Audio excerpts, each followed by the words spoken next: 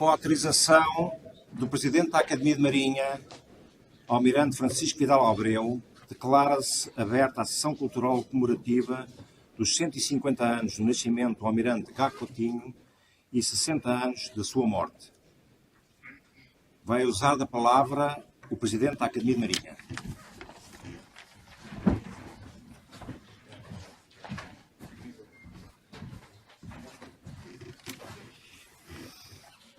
Muito boa tarde a todos. Senhores académicos, senhores convidados, sejam todos bem-vindos a esta sessão conjunta com a Sociedade de Geografia e com a Comissão Cultural de Marinha, comemorativa dos 150 anos do nascimento e dos 60 anos da morte de Gago Coutinho. Permitam-me uma saudação especial ao Sr. General Geraldes, Secretário-Geral da Sociedade de Geografia de Lisboa, em representação do seu Presidente, que por indisposição não pôde estar presente, e ao Sr. Almirante Valente dos Santos, Diretor da Comissão Cultural, bem como ao Sr. Professor Dr. Gomes Mota, Chairman dos CTTs, todos aqui presentes. Trata-se de uma sessão conjunta em moldes diferentes dos habituais, já que hoje se realiza a primeira etapa na Academia de Marinha, em total sintonia com as duas referidas instituições, sendo mais tarde, ainda com data indefinida, complementada pela Sociedade de Geografia através de uma sólida sessão que incluirá ainda a inauguração de uma exposição dedicada a Gago Coutinho, onde a Academia também estará presente. O mesmo se passará com a Comissão Cultural, que em tempo oportuno organizará uma exposição evocativa onde apresentará o mais significativo do espólio que possui deste nosso marinheiro de que tanto nos orgulhamos. Gago Coutinho merece e merecerá sempre ser comemorado. Já houve quem lhe chamasse o último aventureiro português e também o sábio. E sem dúvida que o foi ambas as coisas, mas foi muito mais que isso. Oficial de marinha, navegador, aviador, geógrafo, geodeta, cartógrafo, matemático, historiador e muito mais, cuja curiosidade o impelia permanentemente a pensar novas soluções para problemas antigos ou antever questões futuras. Chegou mesmo a aventurar-se nos domínios da física e da astronomia. Não viveu o suficiente para ser membro desta academia, onde certamente seria o seu primeiro membro de honra. No entanto, a Academia de Marinha já dedicou 4 sessões à travessia aérea do Atlântico Sul, em 77, em 92, em 97 e 2012, em que Gago Coutinho foi, sem qualquer dúvida, um protagonista maior, tendo ainda realizado uma sessão de homenagem à sua pessoa, realizada a 17 de fevereiro de 2009, por ocasião dos 140 anos do seu nascimento e 50 da sua morte. Falaram nessa ocasião o Dr. Silva Soares, o Comandante Malhão Pereira e tinha que ser o Professor Costa Pinto. A travessia aérea do Atlântico Sul em 1921 tornou-o mundialmente conhecido e fez dele herói nacional. A este propósito, relembro uma história de miúdo. Estava eu a passear pela mão do meu pai junto ao Cais de Sodré, mais propriamente na Praça Duque da Terceira, quando ele me chama a atenção para um senhor velhinho, curvado, de boina, que subia para um elétrico pela porta da frente. Sabes quem é aquele senhor? É o Almirante Gago Coutinho, herói nacional. É a única pessoa que os guardas-freio deixam entrar pela frente e não lhe cobram bilhete. Nunca esqueci esta história. Já Gago Coutinho tinha mais de 80 anos e era o único herói nacional vivo por todos reconhecido. Hoje temos muitos, mas não andam de elétrico. Mais tarde, ouvi esta e outras histórias repetidas por outras pessoas, como a de ter sempre um lugar reservado na primeira fila dos teatros do Parque Meyer. Também nunca lhe exigiam bilhete. Isto só prova que eram histórias que todos contavam e conheciam. Mas Vossas Excelências não vieram aqui para me ouvir contar histórias. Vieram para ouvir história. Por isso, convidámos para nos falar hoje sobre Gago Coutinho o Sr. Professor Rui Costa Pinto, um grande especialista na sua vida e obra. O Sr. Professor é investigador e professor de História na Faculdade de Ciências Sociais e Humanas da Universidade Nova de Lisboa, sendo ainda formador de professores. Licenciou-se em História, variante em História da Arte, pela Faculdade de Letras da Universidade de Lisboa, em 1986, e fez o curso de mestrado em História dos Descobrimentos e da Expansão Portuguesa na mesma faculdade, com uma dissertação em 1994 sobre a presença dos portugueses na costa oriental africana de 1640 a 1663. Fez a sua tese de doutoramento intitulada Gago Coutinho, 1896-1959, geógrafo e historiador, uma biografia científica, na Faculdade de Letras da Universidade de Lisboa, em 2012. É presidente da secção de História da Sociedade de Geografia de Lisboa, membro emérito da classe de História Marítima da Academia de Marinha, membro da Academia Portuguesa da História, investigador integrado do Centro de História da Universidade de Lisboa, investigador colaborador do Centro de Literaturas e Culturas Lusófonas e Europeias da Universidade de Lisboa, investigador colaborador do Instituto de Estudos Medievais da Universidade Nova de Lisboa, membro do Instituto Histórico e Geográfico do Espírito Santo, membro da Associação de Arqueólogos Portugueses e do Centro de Investigação Joaquim Veríssimo Serrão. E ainda conseguiu tempo para vir cá hoje. Mas antes de ouvir o Sr. Professor, vamos primeiro assistir à cerimónia de lançamento de um selo comemorativo desta efeméride que eu não posso deixar de vincadamente agradecer aos CTTs, na pessoa do Sr. Sherman, o ter escolhido a Academia de Marinha para essa realização. Muito obrigado, Sr. Professor. Antes de se iniciar essa cerimónia, eu vou dar a palavra ao Sr. Secretário-Geral da Sociedade de Geografia, na medida em que se trata de uma sessão conjunta. Muito boa tarde a todos. Os meus cumprimentos, já foi referido, estou aqui em representação do Presidente da Sociedade de Geografia, professor Aires de Barros, que, obviamente, em nome do qual eu vos apresento cumprimentos. Não vos vou tirar tempo, porque julgo que o importante é ouvir naturalmente o conferencista. Além disso, hoje é um dia particular nesta casa e cumprimento o Sr. Almirante Vidal Abreu, de facto, portanto, estamos num documento, embora em conjunto organizemos estas sessões, de facto, hoje é dia da Marinha. Por isso, só muito sinteticamente, vos queria referir que cada vez mais, e nos nossos dias, é importante não deixar cair quem de alguma forma se evidenciou, quer pelo seu saber, quer pelos seus feitos, como figura importante na nossa história.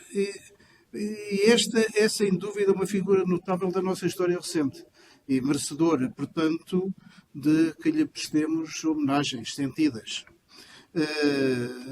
Por isso, nestes 150 anos do nascimento do Almirante Carlos Gago Coutinho e nos 60 anos da sua morte, a Sociedade de Geografia, a Academia Marinha e a Comissão Cultural da Marinha organizam manifestações de natureza cultural genérica que evocam esta figura que foi, de facto, muito notável. E foi notável, tão notável, que já há 10 anos, quando das comemorações de 50 anos da sua morte, a Sociedade de Geografia organizou uma ampla e muito bem ilustrada exposição do espólio que este nosso sócio, da Sociedade de Geografia, legou à sociedade. Ele, de facto, é um importante espólio e, além disso, ele é benfeitor da sociedade, não é? Portanto, é mecenas da sociedade. Foi dedicado também, todos os anos a Sociedade de Geografia publica um boletim. Há um boletim especial dedicado, de facto, a esta evocação do Almirante Gago Coutinho nos 50 anos da sua morte. E essa exposição teve a presença até do então Presidente da República, professor Aníbal Cavaco Silva, e quem proferiu o discurso comemorativo da efeméride foi o professor da Universidade do Porto e emérito, mestre de Astronomia, o Dr. José Pereira Osório. Portanto, podendo falar com conhecimento de causa, digamos, do conhecimento do Almirante Gago Coutinho. Este ano estamos na Sociedade de Geografia, em conjunto, a preparar um colóquio com a participação de vários sócios da Sociedade de Geografia de Lisboa, onde será salientada a ação do Almirante Gago Coutinho, particularmente como geógrafo, cartógrafo e geodeta. Gago Coutinho, para além disso, foi também pioneiro da navegação aérea astronómica, com várias e importantes viagens em que participou. Foi estudioso de temas históricos muito ligados ao nosso ultramar. É, pois, merecedor da homenagem que lhe prestamos, particularmente hoje e aqui, dar início no ambiente próprio, não é, a esta evocação deste homem que faz parte da nossa história, afirmando o nome de Portugal. Muito obrigado. Vai dar-se início à cerimónia de lançamento do selo e a obliteração do carimbo comemorativo dos 150 anos de nascimento do Almirante Caro Coutinho e 60 anos da sua morte, presidida pelo Presidente da Academia de Marinha e com a presença do Presidente do Conselho de Administração dos CTTs, o Sr. Dr. António Gomes Mota.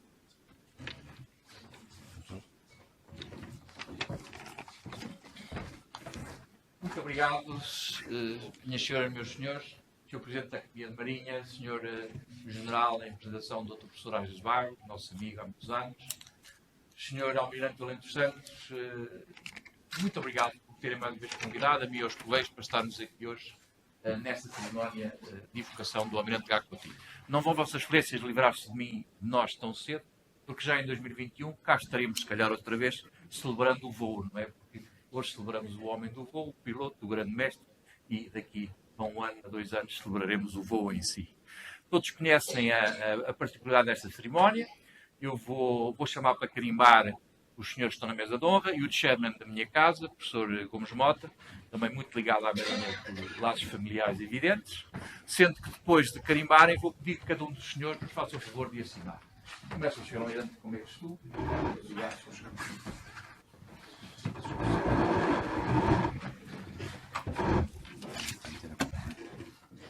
Já saio da frente, não sou muito chato, posso tratar destas coisas, das fotografias, mas o senhor Almirante, faça o favor.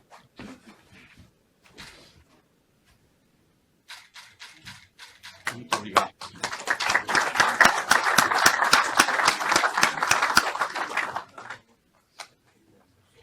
No geral, é um prazer ver um general um tanto almirante. É verdade. Ele está a passar. Ele faz. Muito obrigado.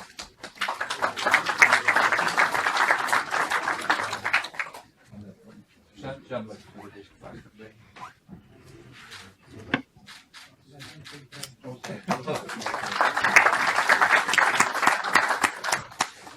E o professor António Gomes. Obrigado.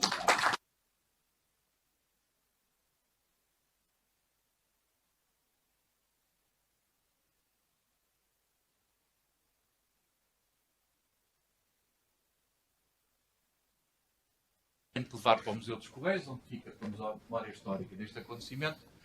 Eu gostaria muito também que assinássemos mais um para ficar nos arquivos da Academia e nos arquivos da Cidade de Geografia, se me permite.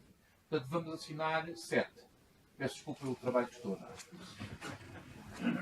Começamos por aqui. Sim, com todo o gosto, claro que sim. Muito bem.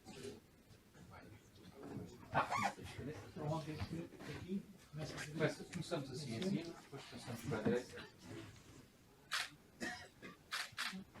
Vamos. O Sr. General pode assinar a seguir. Bem. Quando saem canetas, já não é? Vamos assinar.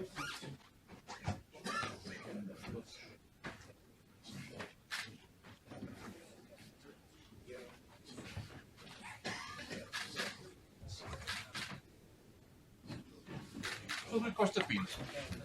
O Sr. Presidente sugeriu que o senhor viesse aqui assinar os subscritos. Quer fazer o favor de se dirigir a nós? Muito obrigado. Muito bem.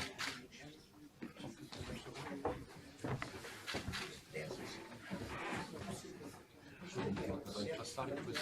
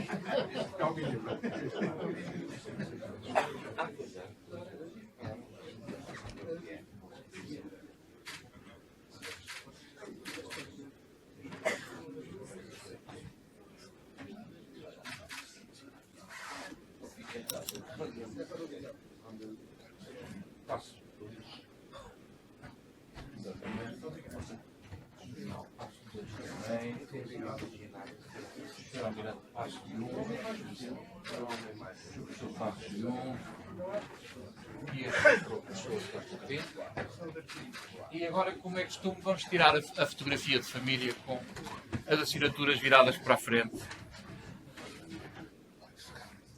Só um bocadinho mais para cá, por favor, para ficar mais centrado. Só um bocadinho e salva aqui.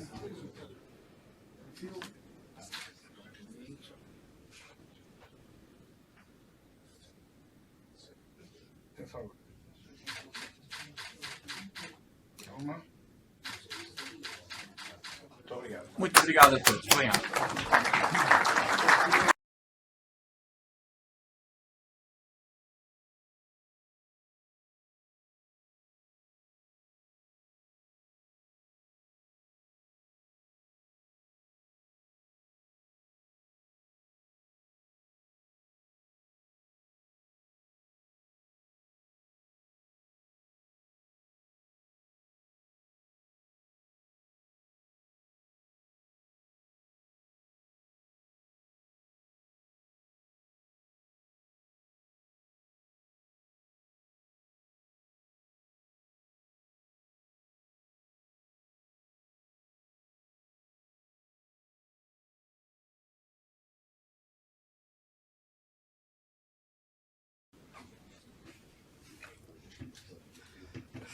Muito boa tarde. Desde já queria agradecer à Academia o simpático convite que teve para com a minha pessoa mais alto. Penso que assim já me ouvem, não é? Pronto. Queria agradecer o convite que a direção da Academia me fez para estar aqui presente nesta data para homenagear o Almirante Carlos Viegas Gago Coutinho, na pessoa do seu presidente, Sr. Excelentíssimo Sr. Almirante Vidal Abreu, também pela Sociedade de Geografia, Excelentíssimo Sr. General Geraldo Geraldes e o Excelentíssimo Sr. da Comissão Portuguesa de História Marítima, o Almirante Valente dos Santos. Ora, eu diria mais uma vez, porque eu já ando nesta história há um bocadinho mais que 10 anos, pelo menos 10 são de certeza. Esta história começou em 2008, por brincadeira, depois numa conversa com o professor Contente Domingos, a brincadeira começou a tomar um aspecto mais sério e acabou por virar tese de doutoramento sem eu perceber por isso. E a questão estava em que eu na altura presidia, e até há pouco tempo foi assim, à frente da secção de História da Sociedade de Geografia de Lisboa, e havia um cacifo, um alto cacifo, onde estava uma série de diários do Almirante Gago Coutinho. Diários da sua vida, que ele começou a escrever muito cedo, diários de campanha, que ele levou para a sua delimitação de fronteiras, e outros documentos. E depois ainda vinha a descobrir muito mais documentos soltos. Ainda se descobriu no meio do processo todo outros documentos que estavam guardados, por engano, pelo Almirante Leitão, que na altura tinha guardado atrás no seu gabinete e se tinha esquecido depois novamente de mostrar. O professor Ars Barros Cedo também me facilitou essa documentação e depois todo o conjunto fotográfico que existe na Sociedade de Geografia. Eu julguei que aquilo se limitava mais, quer dizer, tinha a ideia da personalidade, que aquilo se limitava mais ou menos por ali. O facto é que já lá vão 10 anos e continuam a aparecer coisas do Almirante Carlos Viegas Gago Coutinho. E a última vez foi precisamente o ano passado, perto do verão, telefonaram do Observatório Astronómico de Lisboa que tinham encontrado correspondência para o Almirante Gago Coutinho e do Almirante Gago Coutinho. E em novembro, a doutora Isabel Beato, neste caso do Arquivo Histórico da Marinha, telefonou-me também para autenticar um processo que tinha ali aparecido, uma caixa, que ela tropeçou à procura de fotografias para uma exposição e esse processo constava precisamente uma proposta de um projeto de sinais elétricos. Queremos agora falar, e que até se tem falado, até apareceu na comunicação social, mesmo hoje o diretor da Biblioteca de Marinha e do Arquivo também falou sobre o assunto, e de facto é um projeto muito interessante, viável na altura, mas que acabou por ficar um pouco na gaveta. É o próprio Almirante que depois pede o projeto para o explicar na Escola Naval. De maneira que, antes de mais, eu gostaria de fazer alguns agradecimentos, sem o qual não era possível esta apresentação, ao Dr. Carlos Pinto, Dr. Isabel Beato, Dr. Isabel Pinto, ao Contra-Almirante Leiria Pinto, Engenheiro Manuel Mota, Engenheira Paula dos Santos e Almirante Vidal Abreu. Portanto, isto foi fundamental para que eu pudesse também aceder a toda a coleção que estava no arquivo e que agora estará disponível. Pelo menos parte já eu vi que está online e alguma que vamos ver aqui. Já estou a ver que deixei ali uma gralha, porque deixei Astronómico de Lisboa é o qual agradecemos, e está ali realmente o agradecimento. Esta fotografia é curiosa, encontrei-a alguns aí pela internet. Foi alguém que resolveu colorir uma fotografia que existe, deste mais antiga, a preto e branco, e deu este aspecto que está bastante fidedigno ao que era de facto o rosto do Almirante, até porque há mais duas fotografias, essas sim coloridas, uma delas da família do Sarmento Rodrigues, cuja a filha teve a amabilidade de me ceder a imagem, e também uma fotografia que sai no século também do Almirante. De maneira que o título desta comunicação é sobretudo com base nestes dois fundos documentais, com base no Fundo Documental da Marinha e com base no Fundo Documental do Observatório Astronómico de Lisboa.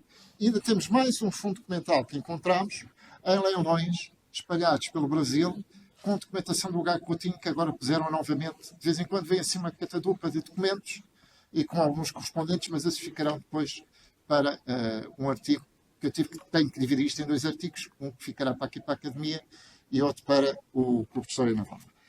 De maneira que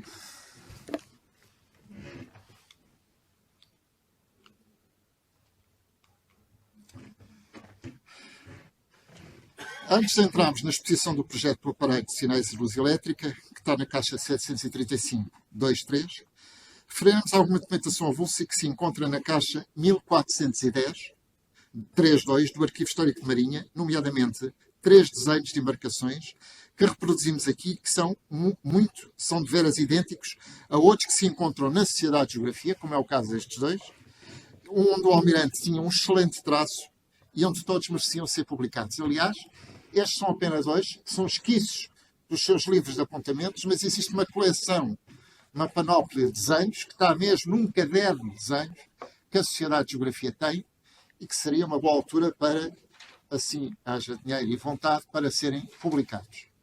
Os que encontramos da Marinha.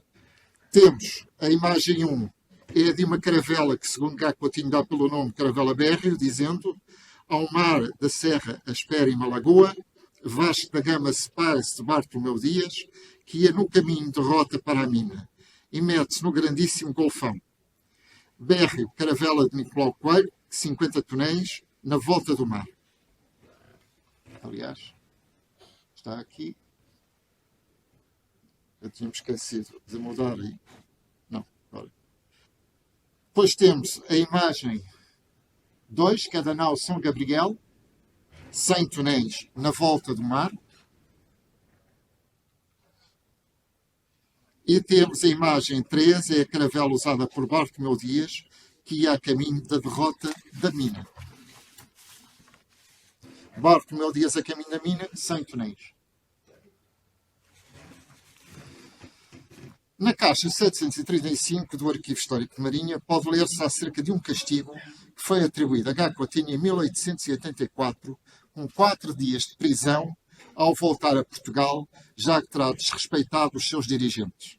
Sendo recidivo neste tipo de situações, aqui foi o caso de se sentar de chapéu posto na cabeça, de forma inconveniente na sala do Conselho do Almirantado. Isto, e cito, sem pedir vénia e ter altercação com o oficial seu superior, subalterno da 9ª repartição, que estava na mesma sala. Pediu, e acaba a citação, que a pena fosse cumprida um dia no quartel do Corpo de Marinheiros e os restantes dias no coraçado Vasco da Gama, e que fosse escrito e anunciado na Ordem da Armada com a informação clara de que o originou a incorreção que levou à punição foi por, e cito, se recusar a tirar o boné estando armado. Esta documentação, parte dela já tinha sido encontrada nos livros mestres do Gago Coutinho, no mesmo arquivo, mas depois voltam a aparecer agora, nesta nova caixa, esta nova documentação. O almirante surpreende mais uma vez ao afirmar, 2 anos depois, 1911, ter sido condecorado contra a sua vontade com o grau de oficial da Real Ordem Militar de São Bento da Viz, que afirma nunca ter colocado e desejando que lhe seja dada, cito, renúncia e trancado o respectivo averbamento ao Ministro de Marinha e Colónias. De facto, não é comum hoje isto acontecer, a que seja quem for condecorado, mas ele recusa a condecoração. A condecoração acaba por ficar porque o Ministro da Saúde, que já tinha sido atribuído e como tal não poderia ter sido recusada novamente, mas o Gago Coutinho considerou sempre que tal era demais para si. Respondeu a maioria general da Armada em março do mesmo ano que o requerente capitão, e cito, tenente Carlos Viegas Gago Coutinho, por decreto de 1 de janeiro de 1909, foi agraciado com o grau de oficial da Real Ordem Militar de São Bento da Viz. Pelo artigo 2 do decreto de 15 de 11 de 1910, foram extintas as ordens nobiliárquicas e, portanto, não tem o requerente que renunciar. Ou seja, não era necessário, porque tinha sido extinta a monarquia. Mas as ordens elas podem ser do ponto de vista nobiliárquico. Sobre usar ou não o grau que foi por direito conferido no artigo 4º do mesmo decreto, que em 2 de dezembro foi aclarado, disse-o dispensar, pois diz que o poderá continuar a usar e, como o requerente nunca o usou, o mesmo fica, as quiser, praticando. Pede, por último, que lhe seja chamado o respectivo abramamento. Pelo que diz o artigo 2 do primeiro citado, esse trancamento é desnecessário, apenas parecendo à secção que se poderá averbar que o agraciado declarou desejar não ser mencionado como possuindo o grau de oficial de aviso. Esta é uma fotografia também inédita, aliás é a primeira vez que a coloco nas apresentações, da família Sarmento Rodrigues, onde ele vai passar férias à costa oriental africana.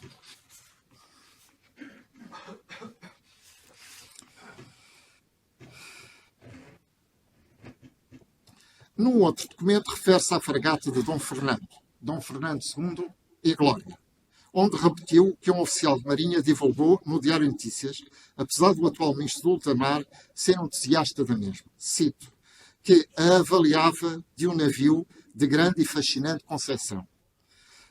Fim de citação. Salientou o ridículo da comparação com a HMS Victory, que entrou na Batalha de Trafalgar, onde o almirante Horatio Nelson perdeu a vida, salientando que este é, e cito, um barco cheio de glória, a nossa fragata, a respeito de glória, nem a do nome é conhecida.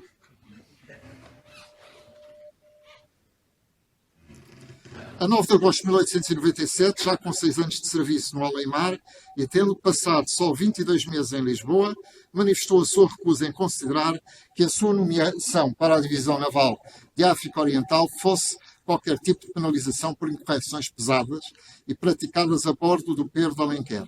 Nenhuma punição foi, pois, aplicada e pretendeu responder no Conselho de Disciplina sobre a sua atitude na embarcação a caminho de Moçambique, mas nada foi contrário ao que disse. Em documento não datado, expõe algumas considerações que permitem completar as características pessoais do almirante, nomeadamente as suas distintas com os jornais que se agravariam no futuro. E diz, e cito, defeito todo nós temos, e o mal está menos neles do que em pretender ocultá-los. Eu tenho o de ser um incorrigível amassador e bem o mostro, diz o almirante. Cantei por isso novamente a importunar Vossa Excelência com os reparos ao artigo de hoje no DN. Diz Vossa Excelência, nunca nenhum governo nosso teve a ocasião de convidar as esquadras do universo a reunirem-se em Lisboa.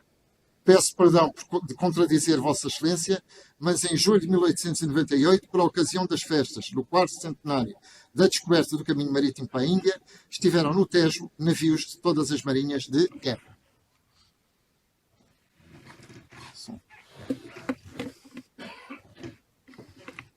A 19 de setembro de 1897, solicita permissão ao Conselho do Almirantado para dispor um novo estudo que designa por projeto de aparelho de sinais por luz elétrica e refere-se assim, nestes termos, e logo no começo. Eu não vou expor aqui a documentação toda, ela depois sairá impressa naturalmente, mas aqui apenas alguma introdução.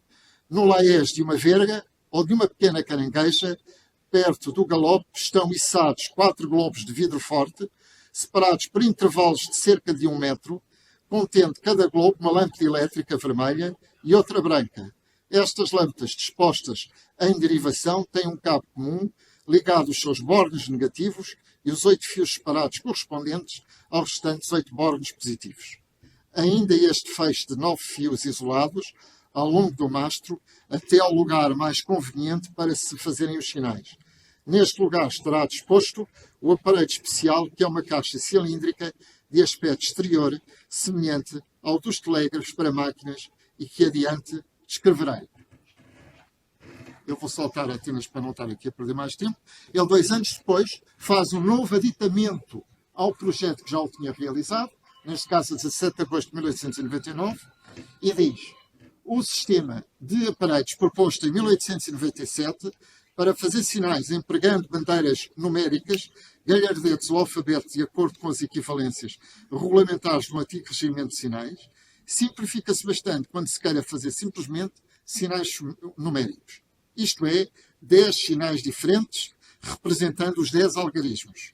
E ainda um outro representativo de alteração ou fim de número, sendo o reconhecimento feito mostrando o mesmo sinal, o que tem a vantagem de este ficar registado automaticamente pelo navio, que reconhece como já ficou no navio que fez o sinal.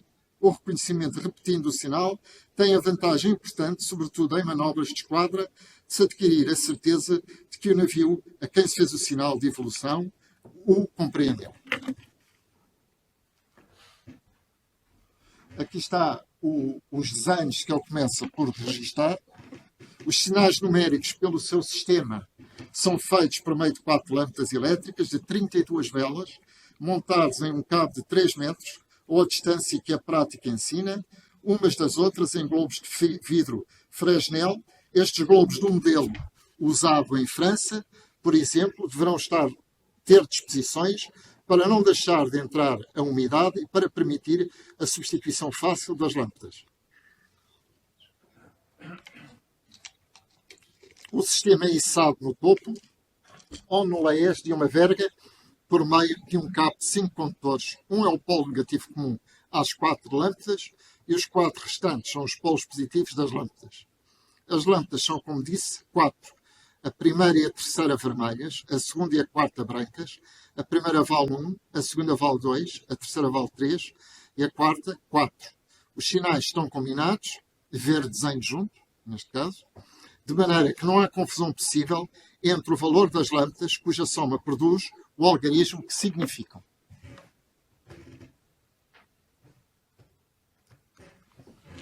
Os 2 faróis brancos estão destinados especialmente aos sinais de atenção e fim de número, e parece-me vantajoso regulamentar que o sinal de atenção seja feito sempre por relâmpagos repetidos dos 2 faróis brancos, o que me parece chamará como se quer mais facilmente a atenção.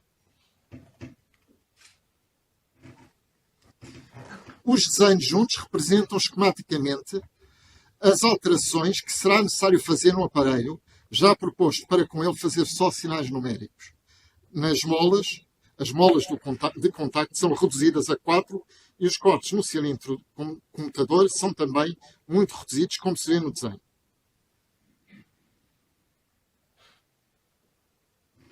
Creio que este aparelho é mais económico, tanto de custo como de espaço, do que os aparelhos construídos pela Casa La Mounier para os cruzadores Dom Carlos I, São Rafael e São Gabriel, e que poderá facilmente ser construído no arsenal de marinha para os navios que ainda o não têm.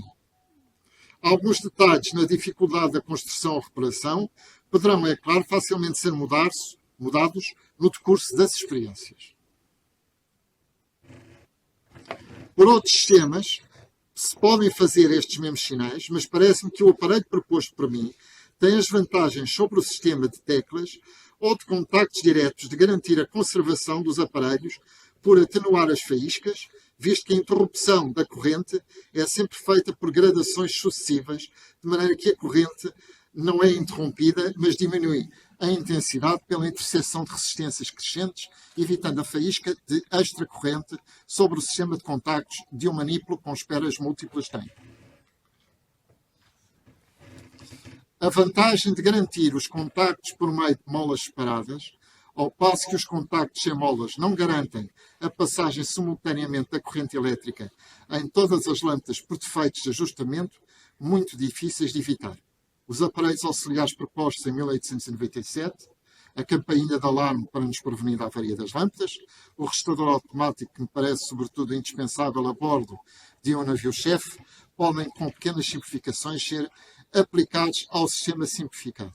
Tem, efetivamente, na sua construção, vários eletronusos, mas como a corrente passa nas bobinas sem haver interrupção por contactos, creio que serão difíceis de se dar avarias vulgares nos elétrons quando a corrente tem de atravessar contactos. Tem, efetivamente, na sua construção, vários eletronusos, mas como a corrente passa nas bobinas sem haver interrupção por contactos, creio que serão difíceis de se dar as avarias vulgares nos elétrons quando a corrente tem de atravessar contactos. É assim que funcionam em geral os reguladores elétricos, como os do couraçado Vasco da Gama, onde por não haver interrupções não há avarias nos projetores. Os faróis isolados dos contactos podem ser aproveitados para os lâmpadas, segundo o atual regimento de sinais. Isto foi a amabilidade que me enviou o engenheiro João Moura Ferreiro acerca deste projeto e das imagens que eu tive a oportunidade de discutir com ele. Eu não sou engenheiro e muito menos engenheiro nestas áreas, ao contrário do Gago Coutinho, que essa era a sua vocação original, foi seguir sempre engenharia, quer em Paris ou na Alemanha, mas não teve essa sorte e fez estas propostas à Marinha. A Marinha arrecadou, ele depois volta a pedir o mesmo documento, que só tinha entregue este original, e o documento é decidido para a Escola Naval, para ele mostrar à Escola Naval. Este documento que eu acabei de ter a oportunidade de ler não chegou a ser visto pelo Almirante Teixeira da Mota, que fez aqueles 2 volumes, onde, por exemplo, lá pôs o trabalho de São Tomé, que lá está, que está precisamente original, está no arquivo ainda hoje, no Arquivo Geral de Marinha, mas este projeto estava alguns no meio, encaixotado no meio das coisas todas, porque a seguir à morte do Gago Coutinho, como não houve descendentes diretos, houve cerca de meia dúzia de testamenteiros, aquilo foi mais ou menos dividido por testamenteiros e ele deixou instruções expressas onde queria que ficassem os seus espólios. Sobretudo, Academia de Marinha, a Sociedade de Geografia de Lisboa, e depois há bibliografia, sobretudo para a Academia de Ciências, Biblioteca Municipal do Porto, também bibliografia, e mais umas partes que, entretanto, no meio daquela confusão toda, acabaram por seguir alguns rumos, e uma delas até foi parar ao arquivo da Força Aérea, onde lá também está.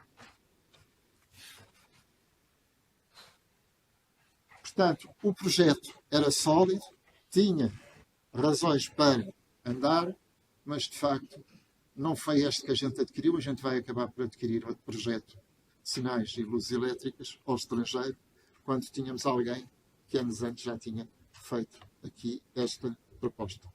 Como tudo o que é bom, vem de fora.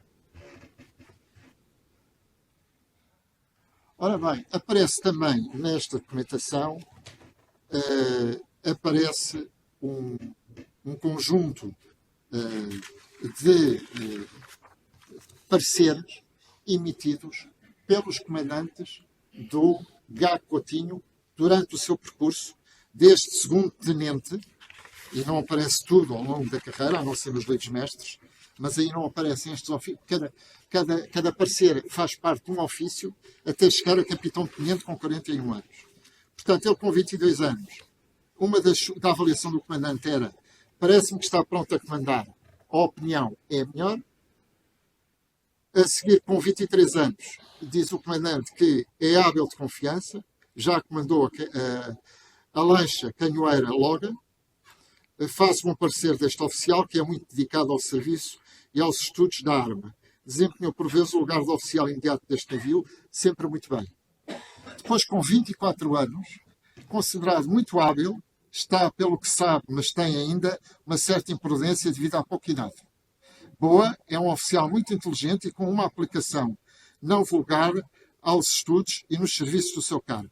Tem muito gosto que tudo o que diz respeito à profissão. Não sei se já passei. Segundo tenente, com 24 anos ainda, forma um bom conceito deste oficial. Com 25 anos, não disponho, por enquanto, de elementos para emitir opinião acerca deste oficial, porque ele me há apenas um mês e meio que faz parte da guarnição deste navio. Com 25 anos ainda, a avaliação do comandante é, tanto quanto lhe permita o tempo e serviço que tem, a sua ilustração, diligência que faz por desenvolver muito, zelo pelo cumprimento dos seus deveres, dita-lhe a melhor opinião a seu respeito. Depois, com 26 anos, merece toda a confiança como oficial de quarto e comanda com toda a atenção e habilidade. Julgo muito hábil no caso de comandar um navio de lotação correspondente ao seu posto. É um oficial habilíssimo que sabe desempenhar muito bem os seus deveres, por isso parece que procura sempre instruir-se, mostrando decidido gosto pela vida do mar. Com 27 anos, este oficial é muito inteligente, estudioso, instruído nos diversos ramos da profissão, desembaraçado, dotado de presença de espírito, muito método, sabe mandar o que é bom, sabe ensinar o que é ainda melhor, especialmente em viagem desta natureza. É a bordo encarregado do aparelho preciso de mareação e merece-me toda a confiança. Tem a paixão pelo mar. Depois temos primeiro tenente, 27 anos, um bom oficial, especialmente em assuntos que dependem de conhecimentos matemáticos.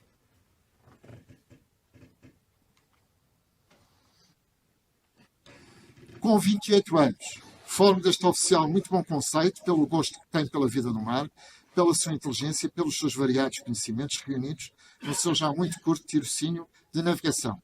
É muito desembaraçado e hábil.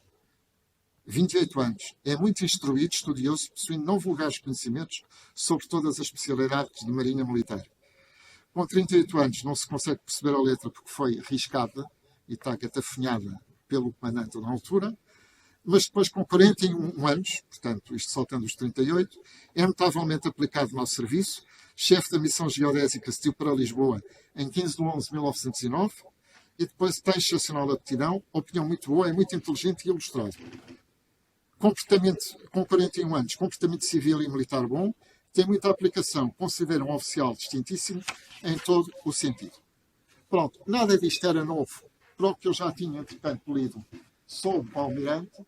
Esta é outra fotografia dele, para quem vai à Escola Naval já reconheceu, de certeza, o relógio de sol que estava no jardim da família Sarmento Rodrigues e depois foi oferecido pela mesma família à Escola Naval e que lá está. Até agora até está protegido com um acrílico em volta.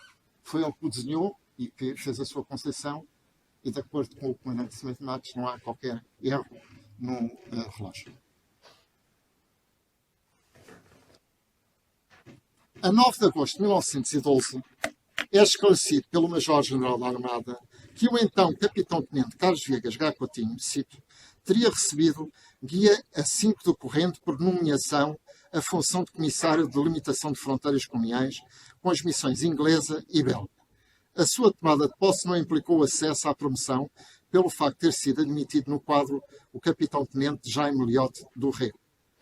Noutro tipo de correspondência, encontramos ofícios e requerimentos, como aquele em que Gá Coutinho requer que lhe seja contado o tempo como tirocínio de embarque, o tempo que fez serviço militar em tempo de guerra, a bordo dos referidos paquetes, para todos os efeitos, menos vencimentos. tal como o que exerceu na missão de geodesia pelos territórios coloniais e acompanhou a ida de contingentes de homens a quando da Primeira Guerra Mundial, durante o tempo passageiro nos vapores Ambassa e Moçantes. A bordo comportou-se como um capitão de bandeira, com perigos inerentes e requereu que lhe fosse contado o tempo, mas a maioria general da Armada afirmava que em 1917 nada constar que o requerente tivesse embarcado nos paquetes da Empresa Nacional da Navegação em comissão de serviço nas colónias, como expõe na sua petição. De facto, ele embarcou e até guardava, ele como guardava os bilhetes dos paquetes, esses bilhetes estão nos pólios associados de Lisboa e outro no Arquivo Histórico da Força Aérea. No mesmo ano, dirigia-se ao Diretor-Geral das Colónias relativamente à inconveniência de retorno à Marinha antes de concluir os seus trabalhos de cartógrafo em curso, concordando o Ministro da Marinha e zerando o seguinte despacho: concordo em que seja dispensado o tirocínio, atendendo aos grandes serviços que tem prestado no Ministério das Colónias em serviço da cartografia, sendo, portanto, considerado ao abrigo do 116 do Decreto 14 de agosto de 1892. Sobre a sua promoção, Gago Coutinho expuseram ao Ministro das Colónias o que lhe respondeu que este oficial se acha ligado, e cito, por um contrato à realização de um importante serviço. Publico levantamento da Carta da Ilha de São Tomé e, quando encetou os trabalhos, estava em número muito alto para a sua promoção a capitão de mar e guerra. Mas, por inesperado e grande movimento que se deu no seu quadro, encontra-se relativamente próximo da promoção e em risco de ser preterido por falta de tirocínio. O regresso deste oficial ao serviço da Marinha, este momento, representa uma grande demora na conclusão dos trabalhos que este Ministério considera de toda a urgência. Ponderando as circunstâncias acima apontadas, se há meio de legislação vigente para que este oficial não seja prejudicado na sua promoção, caso lhe venha a pertencer, quando estiver procedendo aos trabalhos de que está encarregado, acabou por continuar os seus trabalhos em São Tomé. Segundo o ofício junto do Ministério das Colónias, do Ministro das Colónias, está o capitão de fragata Gago Coutinho para seguir para São Tomé, onde vai continuar o trabalho de cartografia já incitados por ele. Não tem esta repartição dúvida alguma que o referido oficial, se continuar no serviço em que se acha, será preterido na sua promoção, se quando ela lhe pertencer não tiver vindo já para o serviço da Marinha, a fim de fazer o seu tirocínio. E a repartição responde. O artigo 116 do Decreto de 14 de agosto de 1892, que diz as situações dos oficiais que são dispensados de tirocínio de embarque, até o encetou os trabalhos, estava em número muito alto para a sua promoção a capitão de mar e guerra. Abrange a Comissão de Cartografia. Compõe-se esta de 5 oficiais. E repare-se o nome: Ernesto Vasconcelos, Aleixo Ribeiro, Paulo Cid, Caldo de Silva e Ernesto Vilhena, oficiais estes que, a avaliar pelo tempo em que já se acham na metrópole, justo é presumir que já tenham há muito concluído qualquer trabalho de cartografia que acham feito fora. Supõe esta repartição que o motivo da aplicação do artigo 116, citado, tenha sido justamente por trabalhos cartográficos os inibirem de fazer os seus tirocínios. Compare-se a situação destes com a de Gago Coutinho, escusado será encarecer a justiça que lhe assiste de que um despacho ministerial o dispense de tirocínio, deixando livre no desempenho da comissão que lhe foi confiada e de que a nação, sem dúvida, maior proveito tira do que com o seu embarco de um navio no Tejo. E depois está assinado, 26 de setembro de 1917. Em 1919, fora, como já se sabe, nomeado para vogal efetivo do quadro da Comissão de Cartografia, como se verifica nesta documentação.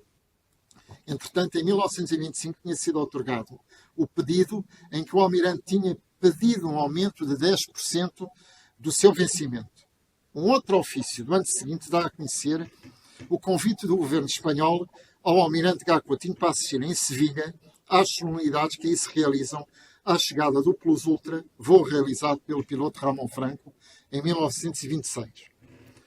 No mesmo ano, a 22 de julho, dirige-se ao Ministro da Marinha a requerer que, enquanto vogal permanente do quadro de Comissão de Cartografia do Ministério das Colónias, nomeado chanceler do Conselho da Ordem da Torre da Espada, por decreto de 27 de fevereiro de 1926, fosse destituído do cargo do qual nunca tomou posse. A 23 de outubro de 1922, encontrando-se o contra-almirante Carlos Viegas Gago Coutinho sob a chefia do Ministério das Colónias, pede ao Ministro da Marinha para enviar à Majoria-General da Armada o ofício 3223, datado 17 do corrente da repartição do Gabinete do Ministério de Guerra, em que solicita quaisquer esclarecimentos sobre o sustante para a navegação aérea, invenção daquele oficial-general. Não se trata de uma invenção, como todos nós sabemos, mas há, durante o tempo que se vai passando, há muita correspondência que se fará a invenção, mas sim uma adaptação muito inteligente. Em documento não datado, Gago Coutinho realizou as seguintes declarações de voto. Ambos os candidatos apresentam os documentos exigidos no artigo 98 do regulamento. Estes documentos são iguais para os dois candidatos, havendo que examinar os documentos apresentados ao abrigo do 101. O candidato botelheiro apresenta os documentos de tirocínio do Instituto Geofísico de Coimbra, antigo Observatório Meteorológico e Magnético. O candidato Soares apresenta certificado do diretor dos Serviços Geodésicos do Instituto Geográfico e Cadastral de ter feito observações e cálculos de revisão de uma parte da rede geodésica de terceira ordem. Uma memória com o título Fins e Plano. Uma análise dos resultados de observações de latitude feitas por ele no Observatório Astronómico de Lisboa pelos processos de Talcou e Struve. Considerando que no artigo 97 do regulamento se menciona alta geodesia só como alternativa do importante serviço astronómico do Observatório, ao passo que no artigo 100 são admitidos trabalhos sobre matemáticas aplicadas, como são os da pequena geodesia, considerando que o artigo 101 menciona a representação de documentos que contribuam para testar a capacidade científica dos candidatos. Feito o exame comparativo dos documentos apresentados, concluo que há elementos para afirmar que o candidato Santos mostrou mais interesse pela ciência e amor ao estudo dos assuntos diretamente relacionados com a geodesia e a astronomia, e assim põe, em segundo lugar, a antiguidade no serviço, a que se refere o artigo 102 e voto em mérito relativo no candidato Batista dos Santos. A Majoria-Geral da Armada informa que Gago Coutinho é indicado para comissário de limites da... Vou, entretanto, mudar, peço desculpa. Estava bem, não estava? Pronto. Eu é que só vou ver de letra. Estou a ver letras aqui. Fecha ali. Peço desculpa para a densidade, mas é mesmo assim, não é hipótese. Para o cargo de adjuntos foram nomeados pelo mesmo decreto os oficiais, primeiramente Filipe Trajano Vieira da Rocha, muito amigo também do almirante Vieira Gago Coutinho, e o segundo tenente Artur Sacadura Freire Cabral. A Direção-Geral das Colónias transmitiu que o primeiro-tenente Filipe Trajano de Vieira da Rocha achava-se nos afazeres na Estação Naval de Moçambique, não terminando os 118 dias de tirocínio em falta. Em 31 de julho de 1911, a mesma majoria informava que Coutinho deveria receber a chefia da Canhoeira Sado para poder realizar o tirocínio de embarque para o indigitamento ao lugar de imediato, previamente à sua saída para a delimitação de fronteiras em Angola, nos finais de julho do contíguo ano de 1912. Não há informações de que usufruísse de transporte em qualquer dos paquetes da Empresa Nacional de Navegação em emissão no Serviço das Colónias. A 7 de novembro do corrente ano, arcou a liderança da Estação Naval da Índia e da Canhoeira Rio Sado. No ano subsequente, segue para Timor. Já depois da travessia atlântica, em 1923, retorquindo à sugestão da Direção da Aeronáutica Militar para que fosse engendrado um curso de navegação aérea. Repare-se, já no adiantadamente quer dele, quer do Artur Sacadura Cabral, que infelizmente faleceu 2 anos depois, e a metodologia do qual seguiria seu diretor. Transmitiu que os requisitos eram os mesmos de uma aula como nas disciplinas de navegação e astronomia da Escola Naval, não achando depois que fosse fundamental a repetição do curso, que forçaria a outro docente de desnecessárias despesas com pessoal, livro, instrumentos e demonstração. É curioso que a mente do Gago Coutinho, em tudo o que faz, há sempre aqui um conceito de poupança que muito agradaria hoje aos ministros das Finanças, em não querer gastar mais do que é realmente elementar. Não estava à vontade para se conformar com as imposições de um docente de uma disciplina idêntica à de Escola Naval, com a agravante de não dispor de tempo para o efeito para dirigir um curso anual. Todavia, estaria disponível para superintender esse curso e da preparação de quaisquer palestras para indivíduos que precisassem, com um curso de navegação da Escola Naval ou semelhante, comunicações que revelariam um curso competitivo, de navegação aérea, bem como da manifestação no campo. As necessidades passariam pela obtenção de vários instrumentos adequados e específicos da navegação aérea, que a Escola Naval não possuía, como bússolas de aviação, sextantes e material para o estudo de vento e diferentes altitudes. Concluindo, já se anuncia, e passo o exagero, o prelúdio de uma aeronáutica militar, a aviação naval como arma independente.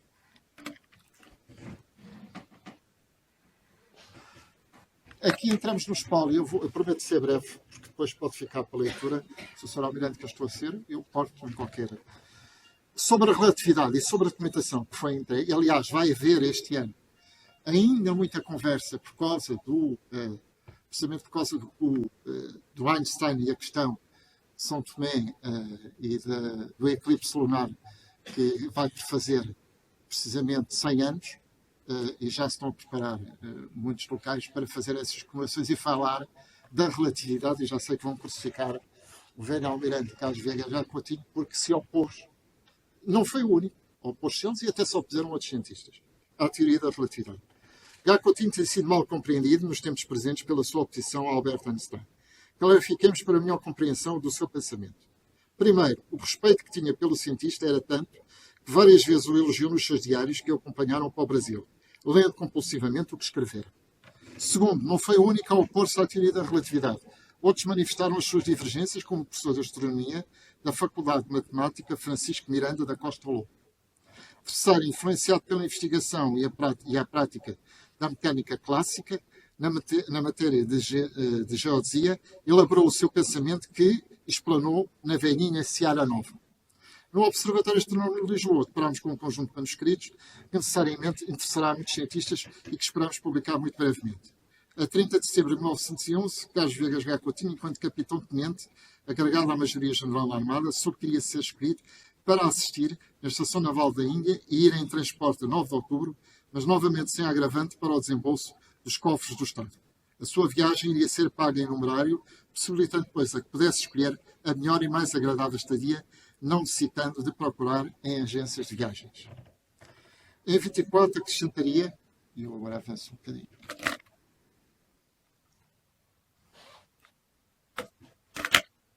Estou um bocadinho adiantado. Eu continuo a não fazer bem a ideia das explicações derivadas da teoria. A meu ver, os fenómenos físicos podem explicar-se em seu cálculo, o qual serve apenas para prever as consequências de hipóteses que lhe introduzem. Assim, o cálculo é impotente para provar os corpos que se atraem por razão inversa do quadrado da distância. Mas admitida esta hipótese, talvez falsa, o cálculo diz-nos que as órbitas dos planetas são secções cónicas. Os que tentam explicar a teoria de Einstein começam, como no caso do comboio e em outros, por mostrar as consequências de a transmissão da luz se não parar instantaneamente, e daí resultam discordâncias que, a meu ver, não são mais do que ilusão de ótica e não de fatos concretos. A 10 de janeiro de 1940, e agora está aí o que eu já pus entretanto, ele faz portanto, esta correspondência, encontrada também do Observatório Astronómico de Lisboa. Os relativistas abstêm-se de analisar o caso de mais de dois sistemas, ou um par, o qual a fórmula foi deduzida. Sou eu quem conclui que sabem que caberiam no absurdo, apesar de convidá-lo a fazê-lo por mim, o Dr. Rui Luís Gomes, professor de Matemática na Universidade do Porto, não o quis fazer. A 22 de janeiro de 1940, mencionava o seu grande conhecimento ao seu amigo para ler de novo as obras de Albert Einstein, e a sua resposta era que, cito, não poderia agora abandonar as ideias pré-concebidas, talvez usadas, que resultaram de 15 anos de estudo daqueles livros em francês e inglês, por onde conclui definitivamente, para mim, que a sincronização do tempo relativista ao longo de cada sistema depende da velocidade desse sistema a respeito de vários outros sistemas de referência. Só há tempo absoluto em um sistema isolado, para o qual as fórmulas relativistas se aplicam, fazendo V igual O. Ora, toda a minha afirmação sobre absurdos depende deste juízo definitivo que eu nunca poderei alterar. De qualquer modo, que se por cartas não conseguimos chegar a acordo, eu não creio possível ainda ter alguma coisa como conferências. Cada um se materia no seu ponto de vista, que os livros relativistas se guardam de esclarecer, nunca discutem o meu problema dos três sistemas. Perderíamos o tempo, especialmente o seu, que lhe deve fazer falta. E afinal, não se trata de uma questão de interesse do Observatório, mas só à Academia. Em fevereiro, continuava a manter o respeito pelo astrónomo Manuel Pérez, ao lhe agraciar a sua apreciação que tinha pelas suas observações. Ele mantém uma relação sempre muito cordial com as pessoas. Eu tenho ideias claras a respeito da relatividade restrita, de modo que as contradições devem ser aparentes, isto é, em resultado de às vezes ter de falar como clássico e outras vezes como relativista. No ano seguinte rematava. Enfim, parece-me que é preferível liquidarmos esta controvérsia de viva voz e antes de publicarmos os nossos pontos de vista, mas eu creio que não tenho a modificar as minhas ideias, mas só a sua redação que receio estar confusa. Em uma comunicação a realizar dentro de um mês, responderei à sua pergunta do outro dia, o que são cumprimentos iguais. Tenciono distribuí-la na sessão anterior à sua discussão para facilitar. Estará retido. Por sua vez, não direi mais nada para não me alarmar, continuando a ser seu admirador e amigo atento e grato. Referiremos mais algumas ideias expostas nesta nova documentação, com uma nota de uma análise de simultaneidade relativista feita com o observador exterior. Há muitas pessoas que, em princípio, sem quererem refletir, colocaram a teoria da relatividade acima de toda a análise crítica, e como uma espécie de tabu, por a considerarem tão absoluta como a existência de corpos materiais. Ora, a discussão dos resultados previstos pela relatividade revela-nos a sua fragilidade. A nova mecânica começou por condenar a realidade absoluta, que é uma abstração tão fácil de conceber como abstração numérica, para só aceitar como prática ou material uma aparência óptica dos fenómenos. Está especialmente neste caso a noção relativista sobre a simultaneidade dos acontecimentos passados em pontos afastados. Certo, ambas as mecânicas, a comum como a relativista, consideram simultâneo aquilo que se passar à mesma hora dos relógios daqueles pontos. Porém, a mecânica clássica serve-se de relógios na constância, comparados, em contacto, ao passo que a relativista os sincroniza, fundando-se na constância convencional da velocidade da luz, onde dos móveis princípio, este que ainda não foi definitivamente provado, ignorando se a luz obedece à concepção relativista. Foi assim criado o tempo relativo, que é vago, confuso, como vou tentar provar. Como princípio fundamental, a relatividade aceita, teoricamente, que a propagação da luz ao longo de um sistema retilíneo tem a velocidade constante, independentemente do movimento que esse sistema tenha, e não em absoluto, mas em relação a outros sistemas que deslizem ao longo dele. E depois continua, abstenho talvez de ler agora um bocadinho, sim, relativamente à sua defesa, à sua progressiva defesa, porque ele lê os livros de relatividade ao longo das viagens que faz de paquete de Lisboa ao Rio de Janeiro, e vai lendo os livros, e vai tecendo considerações, não só na correspondência que trava, mas também nos próprios diários onde escreve. E há muitas vezes nos diários onde ele diz que, de facto, Einstein era um homem muito inteligente, mas que ele não podia concordar totalmente com ele, por isto. E vai desenrolando, ele quase que estabelece um diálogo próprio com ele.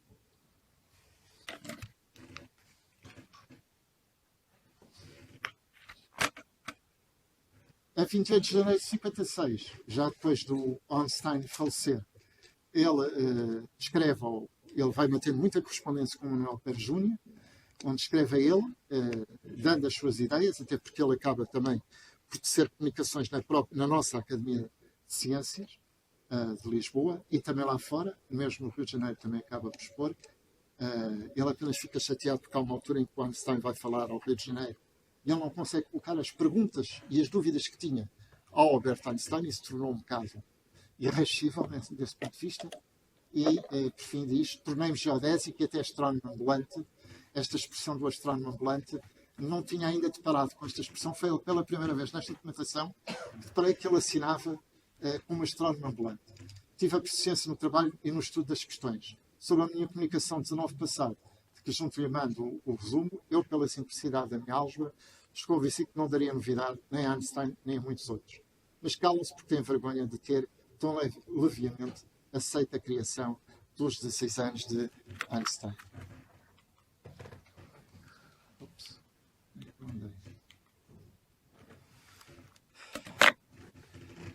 Ele volta novamente a esgrimir estas questões com o Manuel Pérez Júnior, referindo-se a outras pessoas, nomeadamente ao professor Bernardo Miranda, de quem ele diz que, porque nesta altura debatia-se muito na Europa e não só, nos próprios Estados Unidos, a questão da teoria da relatividade. Mas na Europa estava muito presente em vigor esta questão.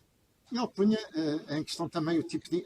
Até chegou mesmo a pôr algum tipo de ensino que se promovia dentro das faculdades relativamente até à álgebra. Ele vinha no fundo, de uma teoria anterior à própria relatividade e que se pôs...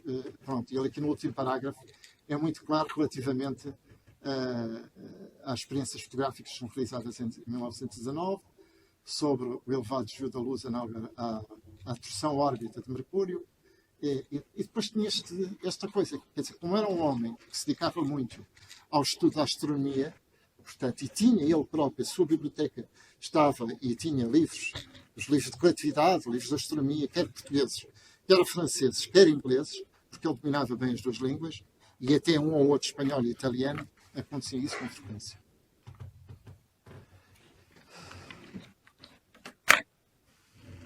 Aqui é relativamente a uma eleição e a declarações de voto que ele faz.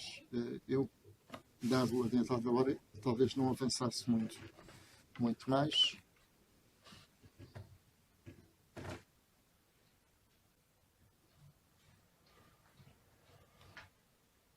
Aquela fotografia que está ali ao lado é uma fotografia recente, é dele com o aviador Carlos Black, que faz também uma viagem para o Oriente em 1934, pede o apoio, aqui era sempre importante o apoio do Gago Coutinho nestas situações, e é um documento que foi encontrado 7 de abril de 1934 e dirigido ao aviador Carlos Black, em que ele pede a sua presença. Ele já não era muito disposto, ele nunca gostou muito do protocolo, portanto, os banquetes, as homenagens, ele prescindia muito dessa situação.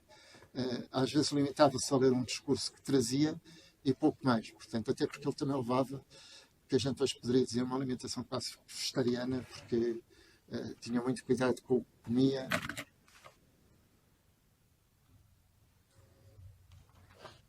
E pronto, estou aberto a qualquer pergunta. Muito obrigado. Sr. Professor, muitíssimo obrigado pelas novidades que nos trouxe. Ficámos todos a conhecer melhor estas facetas do Gago Coutinho, que de facto era um indivíduo irrepetível. Antes de encerrarmos a sessão, eu vou dar a palavra ao diretor da Comissão Cultural de Marinha, que irá encerrar.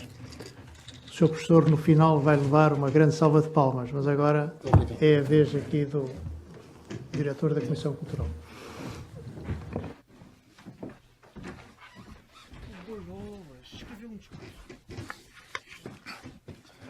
Excelentíssimo Sr. Presidente da Academia de Marinha, Excelentíssimo Sr. General Geraldes, em representação da Sociedade de Geografia de Lisboa, Excelentíssimo Sr. Professor Gomes Mota, Chairman do CTT, Excelentíssimo Sr. Professor Costa Pinto, ilustre orador da sessão de hoje, Excelentíssimos Srs. Almirantes, distintos académicos e ilustres convidados, minhas senhoras e meus senhores.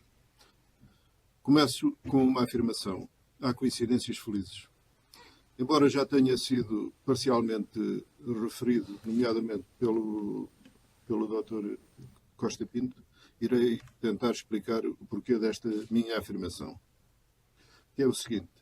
No âmbito de uma já longa parceria entre a Marinha e o CTT, foram-nos solicitadas imagens relevantes e que não tivessem grande divulgação sobre a vida e obra do Almirante Gago Coutinho.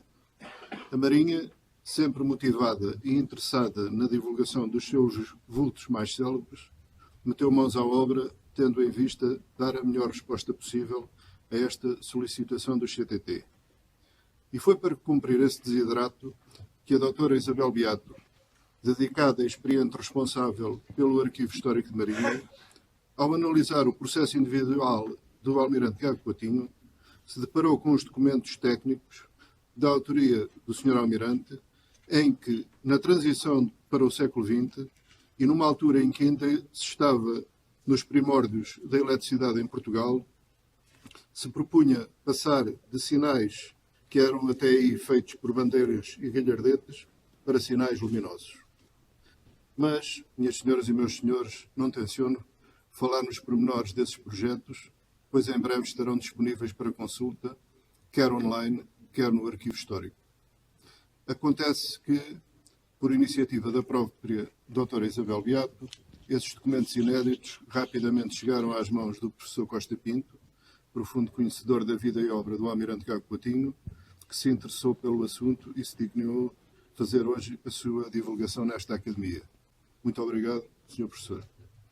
Aproveito a ocasião para acrescentar que os mesmos documentos foram também apresentados publicamente hoje na SIC Notícias, em direto e logo pela manhã, tendo sido entrevistado o diretor da Biblioteca Central de Marinha, o capitão de Mar-em-Guerra, Ribeiro Cartacho. Com esta sucessão de eventos e coincidências, envolvendo as várias entidades aqui presentes e a própria televisão, a Comissão Cultural e a Marinha sentem-se orgulhosas por estar envolvidas em mais um contributo para a cultura naval e para o país. Parabéns à Academia de Marinha e ao CTT por esta interessante e importante sessão. Não querendo ser exaustivo, cumpre-me referir que no ano em que se evocam em simultâneo os 150 anos do nascimento do almirante Gago Coutinho e os 60 anos da sua morte, as pesquisas em torno da vida e obra do distinto almirante não cessaram, havendo já indícios da possibilidade de existência de outros estudos, até agora pouco divulgados.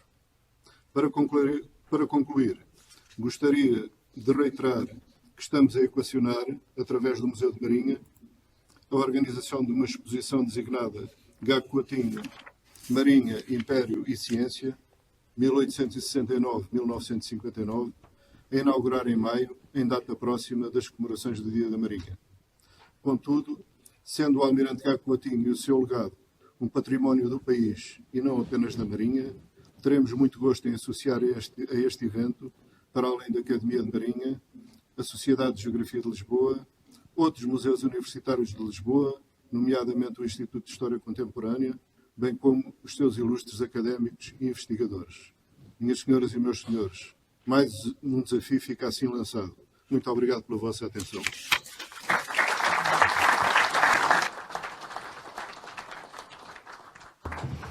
E agora, finalmente, Sr. Professor, as palmas a que tem direito. Gostamos imenso.